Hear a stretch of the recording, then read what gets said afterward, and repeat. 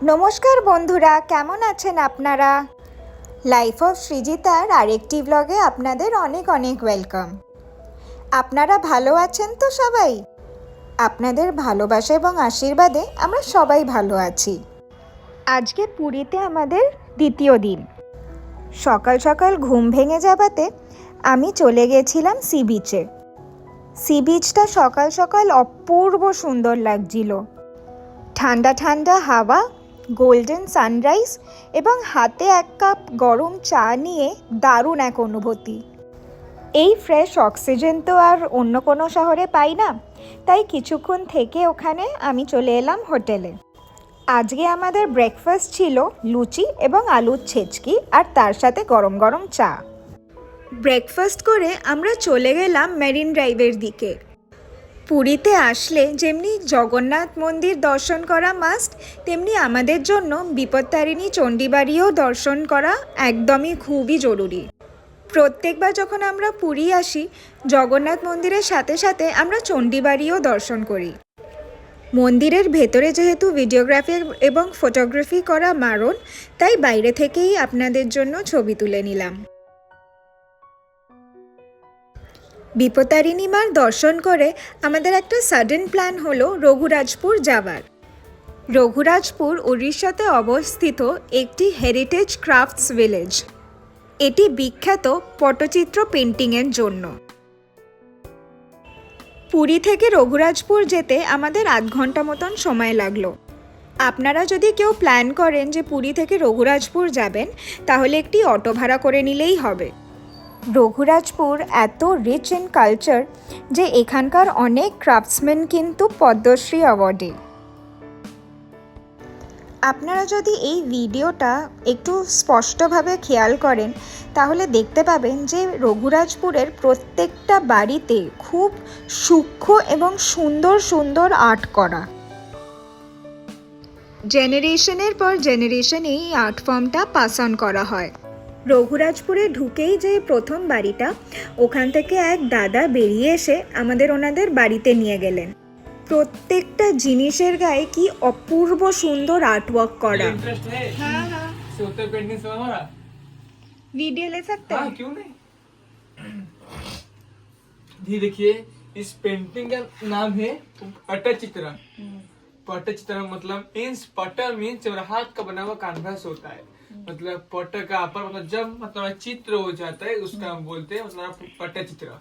ठीक है, मैं शुरू से बताता हूँ मतलब कैनवास कैसे बनता है।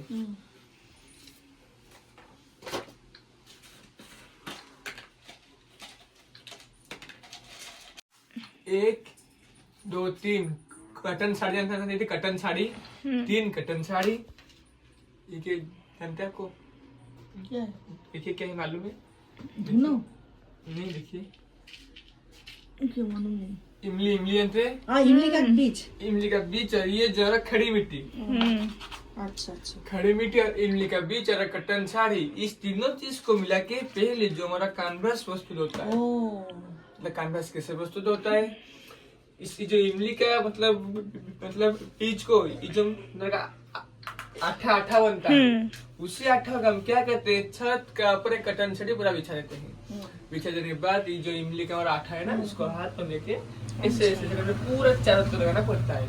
पहले चारों तरफ, उसके बाद कटन छड़ी का मतलब बीच में। ठीक है, ये चलेगा एक लेयर, उसके बाद दूसरा लेयर, फिर ऐसे चारों तरफ, अच्छा, फिर 3 लेयर बीच में बोर पर 3 लेयर कपड़ा उसका ऊपर पका देंगे। ये देखिए, 1 2 3 लेयर पका देने के बाद इसको 15 या 16 दिन के लिए सुखाते हैं। कड़क थोड़ा धूप में इसको सुखा देते हैं। तो सूख जाने के बाद तीनों कॉटन साड़ी एक साथ खींच के छत का ऊपर से उठा देते हैं। उठा देने के बाद ये जरा खड़ी मिट्टी और जो मतलब इमली का हमारा आटा है, दोनों को मिला के उसका पीछे की तरफ और सामने की तरफ कोटिंग देते हैं। व्हाइट हो जाता है। कोटिंग देने के बाद वो मतलब सूख जाने के बाद ये जो मतलब पत्थर है, उसी पत्थर से हम इससे डिजाइन करना पड़ता है। अच्छा, प्लेन हो जाता है। डिजाइन करने के बाद ये मेरा पेंटिंग का पहला प्रोसीजर मतलब खत्म हो गया, मतलब कैनवास कैसे बनता है। और पेंटिंग का सेकेंड प्रोसीजर मेरा कलर कैसे बनता है। ठीक है, मैं को बताता हूँ हमारा कलर कैसे बनता है। 2 3 4 5 अच्छे। ठीक है, ये जो मेरा पर्टेक्स्ट पेंटिंग का ये 6 कलर मतलब बेसिकल होता है। ये कलर है ये तीन। इसी 6 कलर को मतलब मिला मिला के 60 से 80 कलर बना देते हैं। ओ हेलो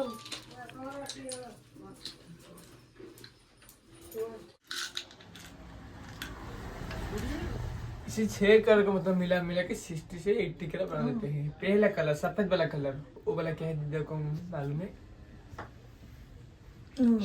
शेल से हमारा सफेद वाला कलर बनता है। ठीक है, और सेकंड कलर इससे सिंदूर बनता है। और जो मतलब लाल कलर बनता है उसका इंग्लिश का नाम हेमाटाइट नहीं था ना, हेमाटाइट। हेमाटाइट से मतलब लाल कलर बनता है। और थर्ड वाला colour yellow colour, yellow colour का इंग्लिश का सल्फर से येलो कलर बनता है।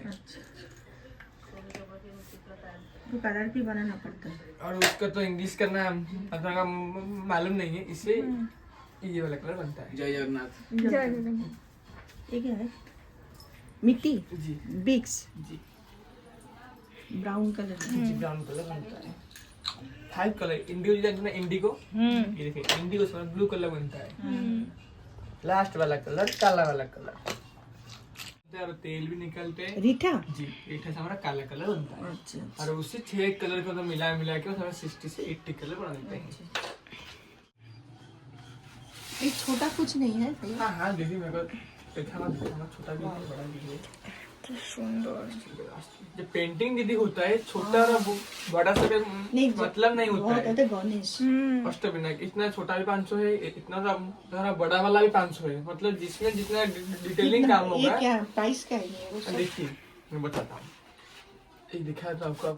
डिटेलिंग क्या प्राइसिंग होता है और टाइम भी मतलब लगता है ना। जी, एक पेंटिंग बनाने 1 महीना 2 महीना 3 महीना 1 साल 5 साल लगता है। गणेश गणपति बापा बाहर चलो। ये प्राइस क्या है इसका? वो बोला हाँ जी मतलब 12,000 की है। 12,000 12,000। वो बोला 12,000। अच्छा राधा कृष्ण का अंदर देखो उनका मतलब हिस्ट्री बना हुआ है। প্রথম যে বাড়িটাতে আমরা ঢুকেছিলাম তার আর্ট ফর্মগুলো ছিল অত্যন্ত সুন্দর, তাই ভাবলাম যে আরও অন্যান্য বাড়ি গিয়ে একটু এক্সপ্লোর করা যাক।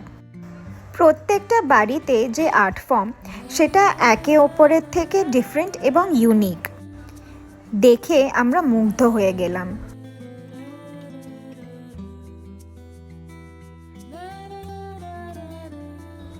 আপনারা যদি পুরীতে আসেন তাহলে কিন্তু অবশ্যই রঘুরাজপুর ভিলেজে একবার ঢু মেরে যাবেন। আমি গ্যারেন্টি দিয়ে বলতে পারি আপনাদের খুব ভাল লাগবে। রঘুরাজপুরে আমার সবচেয়ে ভালো লেগেছে এই বাড়িটা। এই বাড়িটা খুবই কালারফুল এবং অনেক জিনিস পাওয়া যাচ্ছিল। ये देखो। ये 1000 वाला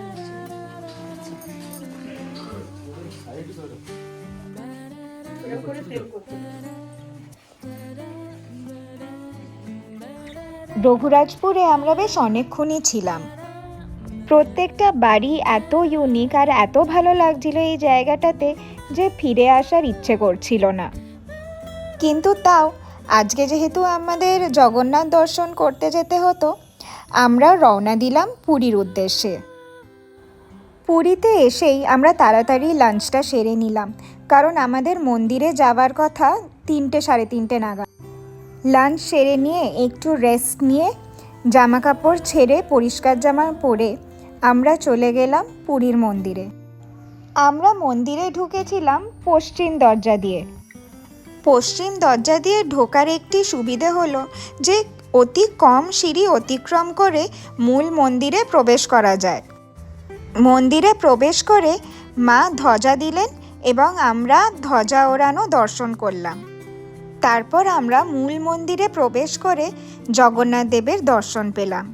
জগন্নাথ দেবের দর্শন করে আমরা বিমলা মার মন্দির এবং মা লক্ষ্মীর মন্দির দর্শন করে আবার হোটেলে ফিরে এলাম।